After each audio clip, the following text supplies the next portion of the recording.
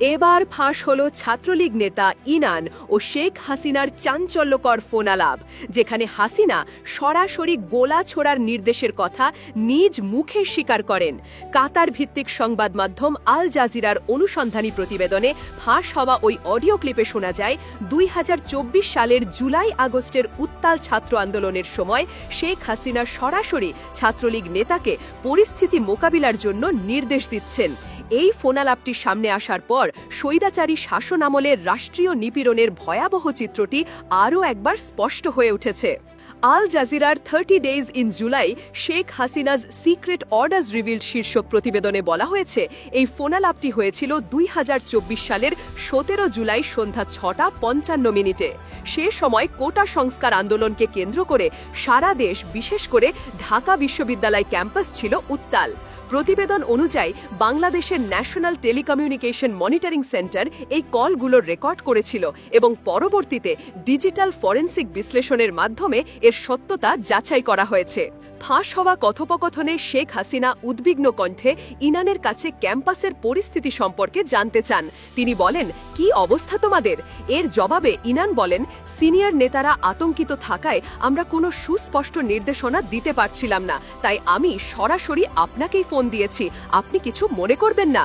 ইনানের এই কথায় শেখ হাসিনা আশ্বস্ত করে বলেন, না, আমি কেন মনে করব, আমি তো সারা রাতেই জাগা, কালকেও তো।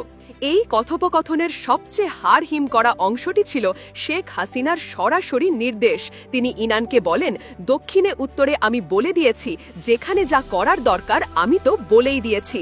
তার এই কথাই প্রমাণ করে যে আন্দোলন দমনে আইন শৃঙ্খলা রক্ষাকারী বাহিনী এবং ছাত্রলীগের সম্মিলিত সাঁড়াশি অভিযানের পেছনে তার স্পষ্ট অনুমোদন ও নির্দেশ ছিল।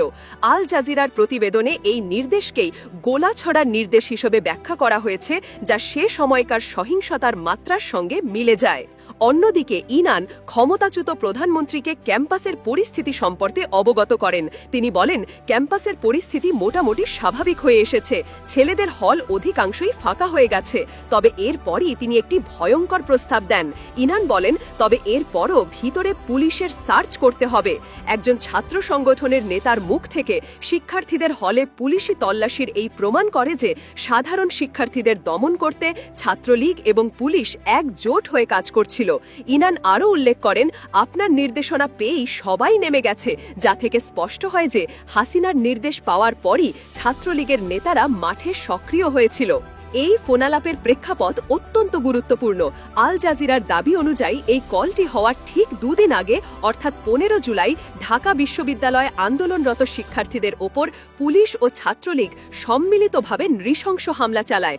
অর্থাৎ হামলার পরও পরিস্থিতি নিয়ন্ত্রণে রাখতে এবং পরবর্তী করণীয় ঠিক করতে শেখ হাসিনা সরাসরি যোগাযোগ রাখছিলেন।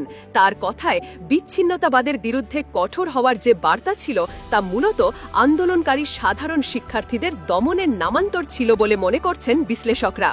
ফাঁস হওয়া এই ফোনালাপগুলো নিছক কোনো গুজব নয়, বরং একটি আন্তর্জাতিক সংবাদ মাধ্যমের দীর্ঘ অনুসন্ধানের ফসল। এটি প্রমাণ করে যে দেশের শীর্ষ পর্যায় থেকে কিভাবে একটি গণ আন্দোলনকে শক্তি প্রয়োগের মাধ্যমে দমন করার নীল নকশা তৈরি করা হয়েছিল। শেখ হাসিনা ও ইনানের এই কথোপকথন বাংলাদেশের ইতিহাসে একটি কালো অধ্যায় হিসেবে চিহ্নিত হয়ে থাকবে, যা গণতান্ত্রিক অধিকারের ওপর রাষ্ট্রীয় খড়গের এক নির্মম দলিল। সামাজিক যোগাযোগ মাধ্যমে এই অডিও ক্লিপটি ছড়িয়ে পড়ার পর থেকেই তীব্র প্রতিক্রিয়া সৃষ্টি হয়েছে এবং সাবেক সরকারের মানবাধিকার লঙ্ঘন ও নিষ্ঠুরতার বিরুদ্ধে বিচারের দাবি আরও জোরালো হচ্ছে।